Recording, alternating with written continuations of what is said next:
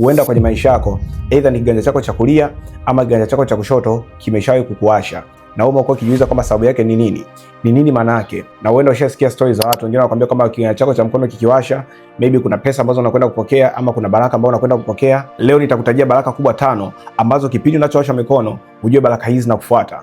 Ujue baraka hizi zinakaribia kuja kwenye maisha yako. Hauwashi na mikono kwa bahati mbaya. Na baki mpaka mwisho wa video hii, kwa sababu mwishoni mwa video hii nitakwambia kama mkono wako unakuwasha ni kitu gani cha kufanya. Okay, kuna baraka ambazo nimeshakutajia ni hizi hapa 5. Sasa mkono wako unawasha. Je, hizo baraka utazifikiaje?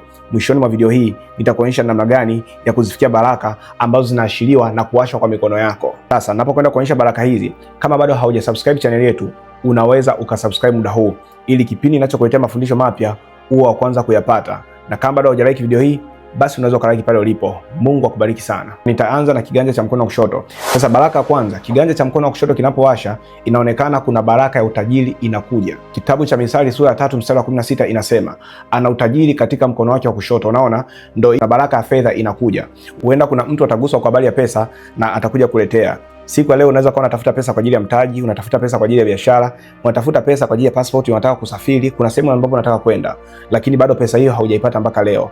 Lakini unapowashwa na mkono wako wa kushoto, hongera, kwa sababu inaonekana kuna baraka za utajiri ambazo unakwenda kupokea siku sio nyingi. Kuna pesa ambazo unakwenda kupokea. Mungu amesikia kilio chako ulichokuwa unakihitaji, na Mungu anaachilia ishara mkono wako kuwasha. Hii ni kuonyesha kwamba kuna pesa ambazo unakwenda kupokea muda sio mrefu. Kuna utajiri ambao unakuja kwenye maisha yako. Kuna mtu ambaye Mungu anakwenda kumgusa, na mtu huyo Mungu atakapomgusa atakuletea pesa, na mtu huyo Mungu atakapomgusa atakuletea utajiri. Na ndio maana kuna mtu utasikia anakuambia kwamba mkono wangu wa kushoto unawasha. Wengine wanasema kwamba bwana, unakwenda kupokea pesa. Sio uongo, ni ukweli. Kiganja cha kushoto cha mtu kinapoenda kuwasha, inaonyesha kabisa kwamba huyu mtu anakwenda kupokea pesa muda sio mrefu, anakwenda kupokea utajiri muda sio mrefu. Na kwa nini sasa unawashwa na kiganja cha mkono wa kushoto lakini haupokeaji pesa mara kwa mara? Nitakupa sababu mwishoni mwa video hii, kwa sababu kuna vitu wewe huvifanyi siku ya leo. Unapowashwa na kiganja cha mkono wa kushoto, kuna vitu unatakiwa uvifanye ili kuweza kuattract hiyo hela, ili kuweza kuattract huo utajiri. Kumbe baada ya kuwashwa na mkono wa kushoto, kuna vitu ambavyo unatakiwa kuvifanya ili uweze kupokea huo utajiri. Kwa mwishoni mwa video hii nitakuonyesha, baada ya kutajia baraka zote 5 zinazotokana na kuwashwa aidha mkono wako wa kulia ama mkono wako kushoto. Sasa baraka ya pili, ukiwashwa pia na mkono wako wa kushoto, maana nyingine inaonyesha kwamba kuna baraka ya heshima ambayo inakuja kwako. Yaani kuna heshima ambayo Mungu anakwenda kuachilia kwenye maisha yako. Huenda umekuwa ni mtu ambaye hauheshimiki kwa muda mrefu.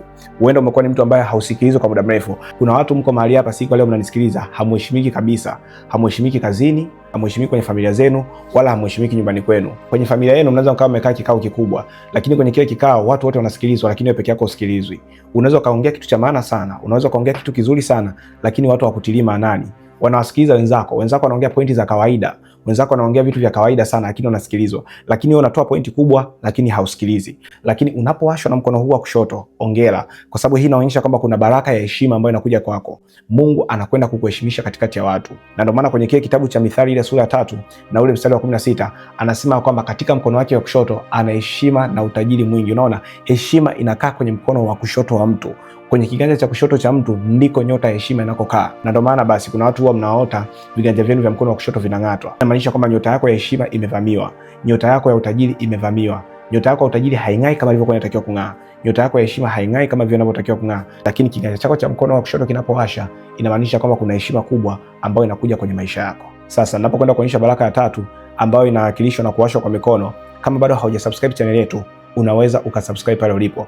Na kama bado haujalike video hii mpaka hapa tulipofika na unabarikiwa, basi unaweza ukalike mahali pale. Sasa baraka ya 3, unapowashwa na kiganja chako cha mkono wa kulia sio wa kushoto, inamaanisha kwamba kuna baraka ya wingi wa siku ambayo Mungu ameachilia kwenye maisha yako. Yaani roho ya mauti haipo kabisa. Utajikuta baada ya kuwashwa na mkono wako wa kulia, vitu vingi utakaokuwa unafanya vitakuwa vinafika mwisho. Unajua kuna watu wengi sana tuna matatizo, tunapofanya vitu havifiki mwishoni. Kama biashara, unakuta biashara unaanza vizuri kabisa, unapoanza biashara inakuwa iko vizuri, unapoanza kazi inakuwa iko vizuri, lakini ghafla unapozidi kwenda mbele unajikuta kama mambo yako yanaharibika, vitu vyako vinaharibika, maisha yako yanaharibika. Huenda umefungwa katika mkono wako wa kulia, lakini kiganja chako cha mkono wa kulia kinapokuwa kinawasha, inamaanisha kwamba Mungu ameachilia baraka ya utele kwenye maisha yako, baraka ya wingi kwenye maisha yako, baraka ya ustawi, baraka ya kuongezeka, baraka ya kuzidishwa. Na pia kuwashwa kwa mkono wa kulia huwa inamaanisha kuna baraka ya utele ama baraka ya wingi na baraka ya maongezeko inakuja kwenye maisha yako. Kwenye lile jambo unalolifanya linakwenda kuongezeka. Kwenye kile kitu unachokifanya kinakwenda kuongezeka. Yote unayoyafanya yanakwenda kuongezeka. Biashara unayoifanya inakwenda kuongezeka. Kama ni kazi unajua unakwenda kuongeza cheo. Ni ishara nzuri sana unapowashwa na kiganja chako cha mkono wa kulia. Lakini baraka 4, unapowashwa na mkono wa kulia ama kushoto, inamaanisha kuna jambo kubwa ambalo unakwenda kulipokea kwenye maisha yako. Huenda umekuwa ukimwomba Mungu kuna hitaji fulani, unamwomba Mungu mtoto, unamwomba Mungu ndoa, unamwomba Mungu kazi, unamwomba Mungu akupe mtaji, unamwomba Mungu akupe heshima, lakini bado hujavipokea. Unapowashwa na mikono yako inamaanisha kwamba kuna baraka kubwa sana unakwenda kuipokea. Yani ni ishara ya kwenda kupokea baraka. Yani maombi yako yamejibiwa. Lile hitaji ambalo ulikuwa ukimwomba Mungu kwa muda mrefu unakwenda kulipokea muda sio mrefu. Kwa sababu Mungu anapotaka kufanya kitu kwenye maisha ya mtu, Mungu anapotaka kuachilia baraka kwenye maisha ya mtu, Mungu huwa anaachilia kwanza dalili. Na dalili hizi Mungu anaachilia ili mtu huyu aweze kufanya maandalizi. Mtu huyu ili aweze kukaa sawa. Kuna baraka kubwa ambayo umekuwa ukiomba kutoka kwa Mungu. Kuna kitu kikubwa ambacho umekuwa ukidesire kutoka kwa Mungu, unakwenda kukipokea muda sio mrefu kwenye maisha yako. Huenda ni kazi unakwenda kupokea, kama ni mchumba unakwenda kupokea, kama ni maisha mazuri unakwenda kuyapokea, kama ni kazi nzuri, biashara nzuri, chochote kile ambacho uko unakiomba kutoka kwa Mungu, Mungu anakwenda kukiachilia na utakwenda kukipokea mara moja. Sasa baraka ya 5 inamaanisha kwamba Mungu ameachilia baraka ya uponyaji muda huo kwenye maisha yako. Yaani Mungu amekupa uwezo wa kugusa vitu na vikapona. Mungu amekupa uwezo wa kushika vitu na vikapona. Mungu amekupa uwezo wa kuombea watu na wakapona. Sasa ninapozungumzia uponyaji simaanishi tu uponyaji katika hali ya kimwili peke yake, hapana. Na maanisha uponyaji mpaka wa vitu. Yamkini muda huo kinachoumwa ni biashara yako. Ili kuendelea kumwomba Mungu aweze kuisaidia biashara yako, ila Mungu ameshaachilia nguvu kwenye mikono yako. Unaweza ukanyosha mikono yako na ukatamka vitu na vikatokea. Unaweza ukanyosha mikono yako kwenye biashara yako. Unaweza tu ukasema, ewe biashara ambayo unakwenda kuteketea, ewe biashara ambayo unakwenda kufilisika, ewe biashara ambayo unakwenda kufungwa, na kwa Mungu kuanzia sasa inuka ewe biashara na uanze kustawi. Mikono yako inapokuasha na utakapofanya hivyo, utaanza kuona ile biashara imeanza kupata uzima tena. Ile biashara imeanza kuinuka tena.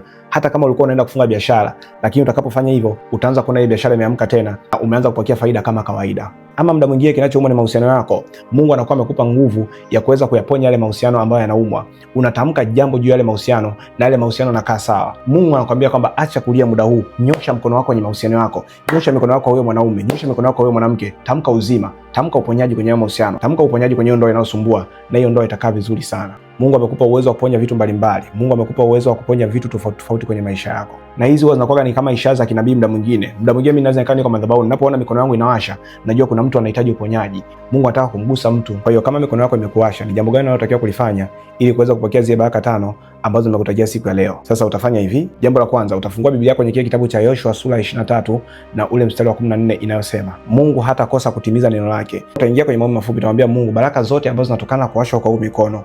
Mungu umenipa ishara ya kuwashwa kwa mikono. Mungu inaomba kuanzia siku ya leo, baraka zote ambazo umezipanga kwenye maisha yangu Baba, naomba zikatimie kuanzia sasa kwa mamlaka ya jina Yesu. Baba, nakataa kila nguvu na kila mamlaka Jehova ambayo inasimama kwenye maisha yangu kwa ajili ya kufanya mimi nisiweze kupokea baraka hizi ambazo Mungu anataka kuziachia kwenye maisha yangu. Na jambo la pili utakalofanya, utafungua Biblia yako kwenye kile kitabu cha Yeremia sura ya 1 na ule mstari wa 12 inayosema, Mungu analiangalia neno lake ili aweze kulitimiza. Kwa utaingia kwenye maombi, utamwambia Mungu, unaliangalia neno lako ili uweze kulitimiza. Baba, kuna baraka ambazo umeniahidia siku leo kwenye maisha yangu. Mungu, naomba baraka zote Bwana ambazo nataka kuziachia kwenye maisha yangu ziende zikatimie sawa sana mpango wako kwa mamlaka ya jina la Yesu Kristo wa Nazareti hai. Amen. Na nakuhakikishia utakapofanya mambo hayo mawili ambayo nimekuambia siku leo na umewashwa na mikono yako, na kuhakikishia zile baraka zote ambazo Mungu alikuwa ameziahidi kwenye maisha yako zinakwenda kutokea. Na kama pia umejifunza kitu kupitia video hii, basi nielekee pale kwenye comment section kwamba nimejifunza kitu. Na kama mbarikiwa na video hii na unatamani kuweza kusupport huduma hii, unaweza ukasupport huduma hii kwa sadaka yako kupitia namba ambazo zinaonekana hapo chini kwenye screen yako.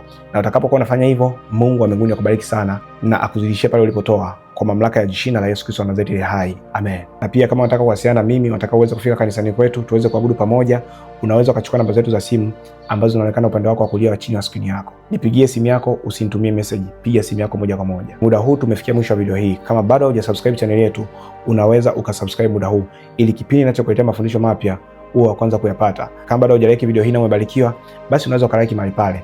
Mungu akubariki sana. This is Apostle Deusi Sengo. Amen. Shalom. Peace.